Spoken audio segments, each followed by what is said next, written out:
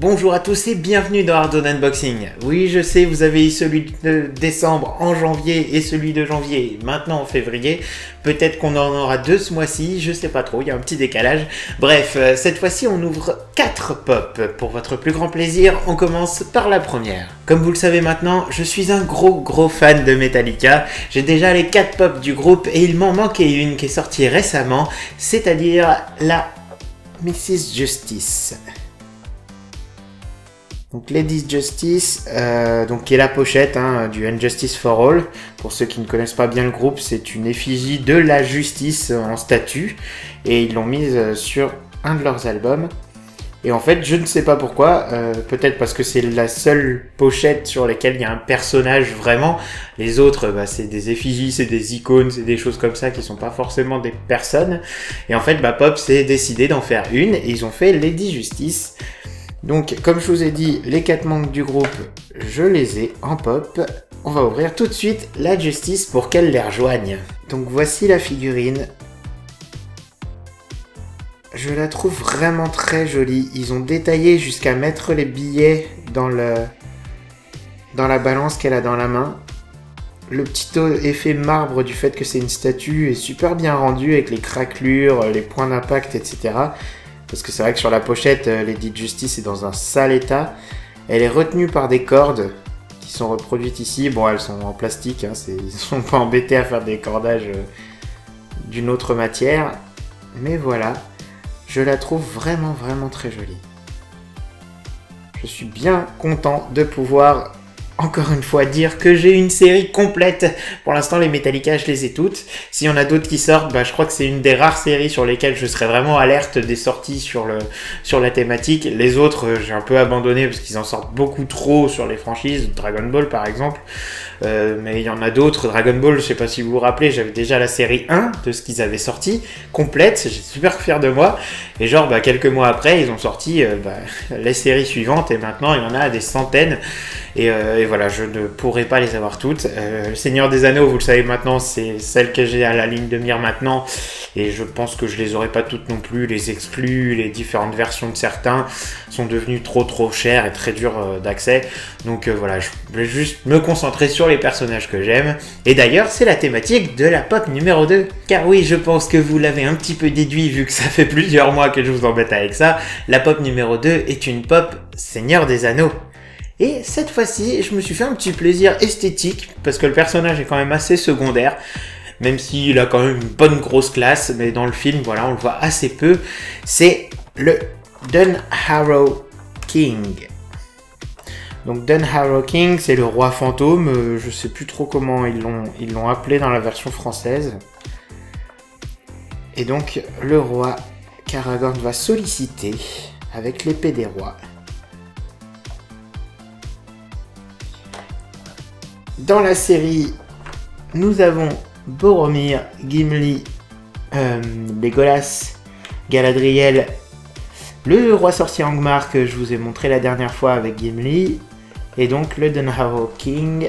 Et là, encore une fois, une très belle figurine. Normalement, ma lumière devrait lui faire honneur parce qu'elle est à moitié translucide. Vous avez une couche de plastique blanc en dessous et une couche de plastique transparent par-dessus. Voilà, là vous le voyez peut-être. Et vraiment les détails sont magnifiques. Regardez la couronne. Regardez les détails sur cette couronne superbe. L'épée elle-même, qui ressemble un petit peu à une lame de Morgul d'ailleurs. Je trouve dans le fait qu'elle soit ancienne et très abîmée. La tenue avec les cottes de mailles. Regardez même le détail de la cape derrière. Vraiment, je la trouve trop belle. Je suis très content de l'avoir. Alors, les deux prochaines sont les Pop in a Box du mois de janvier. Donc les deux pop que j'ai reçus grâce à Pop in a Box, je les avais cochés. Après, c'est pas forcément les préférés de la liste de celles que j'ai cochées. Mais voilà, c'est le jeu, maintenant vous le savez, Pop in a Box fonctionne comme ça, vous dites celles que vous voulez, celles que vous ne voulez pas, vous les recevez aléatoirement, vous ne savez pas à l'avance lesquelles ce sera. Donc des fois il y a des grosses bonnes surprises, des fois il y a des surprises agréables. C'est rare qu'il y ait de mauvaises surprises si vous avez bien coché en temps et en heure les pops que vous voulez et les pops que vous ne voulez pas. Voilà, je vous rappelle d'ailleurs, puisque je parle de Pop in a Box, que vous avez dans la description un petit lien cliquable ou alors un code à rentrer au moment où vous passez commande chez eux, soit pour un abonnement, soit juste si vous voulez acheter une pop comme ça sur le site. Donc vous avez moins 20% grâce à mon lien. Et moi, je récupère une petite somme d'argent à chaque fois que quelqu'un commande avec ce lien, ce qui me permet de me racheter des pops et de vous faire encore plus d'unboxing. Donc c'est du donnant-donnant, c'est le système de parrainage. J'espère que vous en profiterez, moins 20% dans la description. Allez, c'est parti, on entame les 2 dernières de cet unboxing. Et on continue donc avec Gamora Gold.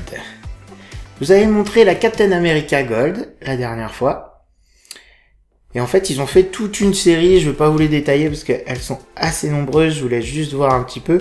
En gros, ils ont repris les Avengers et une grosse partie du bestiaire Marvel, je vais dire, en version Gold. J'avais été agréablement surpris par la Captain America parce qu'elle brillait beaucoup.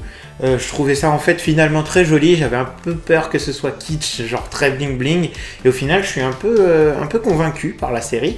Du coup j'avais coché un ou deux autres personnages que j'avais bien aimés, dont Gamora, parce que je trouve que dans les versions qu'il y a de la pop, des fois la peinture lui fait pas forcément honneur, surtout sur cette version là, version assez simple. J'avais pas trouvé ça très convaincant, le travail de peinture. Celui que je vous avais montré la dernière fois sur le jeu vidéo mobile a vraiment une peinture super classe, mais celle du film, bref, j'étais pas très satisfait. Du coup, en version Gold, c'est une façon d'avoir Gamora un petit peu plus classe, un petit peu plus présente. Le hic sur la Captain America, c'est que pour qu'elle brille à ce point-là, il y a un revêtement dessus, et ce revêtement est un peu huileux, pas très agréable au toucher, donc je vais l'ouvrir, mais voilà, je vous préviens d'avance, si vous en achetez une, ça risque de coller. Voilà, comme je l'avais prédit, ça colle un petit peu. Donc comme toutes les Marvel, elle est bobblehead, et là vraiment ça fonctionne très bien sur celle-ci. Il y en a sur lesquelles ça bouge un peu moins, mais celle-ci bouge vraiment beaucoup. Donc voilà, elle brille de mille feux, elle est vraiment chouette. Je l'aime bien. J'aime bien cette petite Gamora Gold. Donc voilà, j'en profite aussi pour dire que j'ai pas oublié de mettre le socle. C'est le petit piège sur les petites pop figurines féminines. C'est que comme elles ont des petits pieds, ils mettent un socle. Le truc c'est que le socle est transparent et qu'on le voit pas forcément dans le plastique transparent qui protège la pop dans la boîte. Donc ça m'est déjà arrivé de jeter le socle en même temps que le carton. Car oui, je ne garde pas les cartons. Oh là là, mettez le débat en commentaire, hein, vous vous débrouillez entre vous. Mais voilà, cette fois-ci, je ne l'ai pas oublié. On finit donc cet unboxing avec la dernière pop in a box qui est une Dragon Ball. Et oui, ça continue, je reçois des Dragon Ball régulièrement avec pop in a box. Et cette fois-ci, c'est un Sangoku. Et un Sangoku vraiment spécial puisqu'il s'agit du Ultra Instinct de Dragon Ball Super. Alors Dragon Ball Super, j'avais pas suivi en temps et en heure. Je ne vous le cache pas que voilà, j'en avais entendu un peu de bien, mais ça a mis un peu de temps à vraiment marcher, à décoller apparemment dans les avis, notamment pour les mauvais dessins de certains épisodes, etc. Dragon Ball GT, on est d'accord que ça n'existe pas. Et en fait, je me suis vraiment mis à Dragon Ball Super quand on m'a proposé d'aller voir l'avant-première de Broly, le film. Du coup, je me suis grouillé, j'ai pas tout fait les épisodes en rush parce que j'ai pas trop le temps. J'ai regardé des résumés, je suis allé voir certains épisodes qu'on m'a dit vraiment vas-y, tu verras c'est clé. J'ai pas encore vu les 2 longs métrages qui ont précédé Broly, mais je vais pas tarder aussi à rattraper mon retard. Mais j'ai quand même lu et regardé suffisamment pour pouvoir comprendre Broly. Je suis allé le voir au cinéma et franchement voir un Dragon Ball au cinéma, ça faisait paye que ça m'était pas arrivé et ça fait vraiment plaisir de revivre ce moment-là. Je vous invite à aller le voir quand il sortira, je crois que c'est dans quelques semaines, peut-être 2 ou 3 semaines. Je vous invite à aller le voir parce que vraiment, je me suis éclaté, j'ai retrouvé mon âme d'enfant. C'est pas le film du siècle, il y a des choses sur lesquelles on peut discuter longuement, mais voilà, j'ai vraiment passé un bon moment, et donc j'ai découvert quelles étaient les différentes évolutions de Super Saiyan qu'il y a eu depuis, les différents niveaux de Saiyan, etc. Et donc j'ai découvert que ce Ultra Instinct existait, et que cette coiffure argentée de Sangoku, elle claque sa mère. Esthétiquement, je la trouve très très jolie. Et en pop, j'ai été convaincu, du coup je l'ai coché et je l'ai reçue maintenant, alors je vous la montre. Comme les autres pop, elle est très massive. Toutes les pop de Dragon Ball sont assez lourdes. Elles ont une tête bien mastoc. Je pense que c'est les cheveux qui font ça parce qu'ils prennent, regardez, un volume assez monstrueux par rapport au corps de la pop. Et du coup, ils leur ont fait des pieds bien larges pour pouvoir soutenir ce poids-là.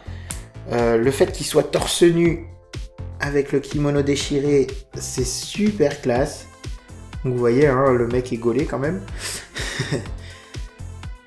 Et cette couleur argentée qui vraiment est très très jolie. Elle brille, mais pas comme les gold à suinter et à vraiment faire bling bling, genre bien costaud. Là, non, c'est vraiment juste une peinture brillante, mais ça fait vraiment vraiment bien le boulot. Regardez, la pop est vraiment très jolie. Voilà qui conclut cet épisode d'Ardon Unboxing. J'espère que vous avez passé un très bon moment. Moi j'ai ouvert 4 pop, je suis bien content. Je vous donne rendez-vous, j'espère à la fin du mois, sinon le mois prochain, au moins pour 2 pop. Passez d'ici là un très bon moment. Je vous dis à très bientôt sur Ardzone. Ciao!